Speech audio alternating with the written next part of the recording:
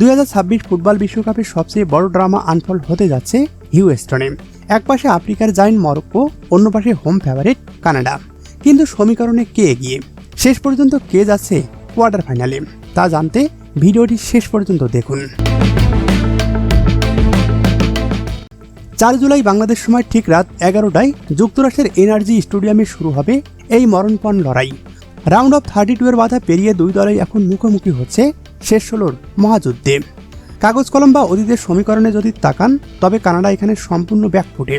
আন্তর্জাতিক ফুটবলে এই দুই দল এখন পর্যন্ত মুখোমুখি হয়েছে মোট 4 বার, যার মধ্যে 3 বারই জিতেছে মরক্কো, একটি ম্যাচ হয়েছে ড্র। হ্যাঁ, কানাডা এখনও মরক্কোকে হারানোর স্বাদ পায়নি।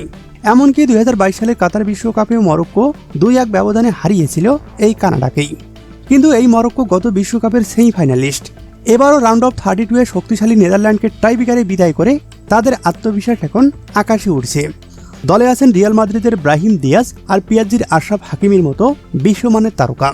কিন্তু কানাডাকে হালকাভাবে নিলেই ভুল করবে মরক্কো। তারা এবারের বিশ্বকাপের সহ আয়োজক। গ্যালারিতে থাকবে তাদের হাজার হাজার চেনা দর্শক।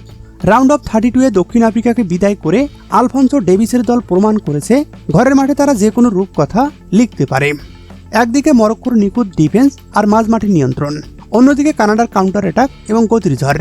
হিউস্টনের মাঠে 4 জুলাই রাতে নতুন করে ইতিহাস লেখা হবে, নাকি মরক্কো তাদের আধিপত্য বজায় রাখবে? আপনার কি মনে হয়, শেষ পর্যন্ত কে হারবে শেষ হাসি? জানিয়ে দিন আপনার মূল্যবান মতামত।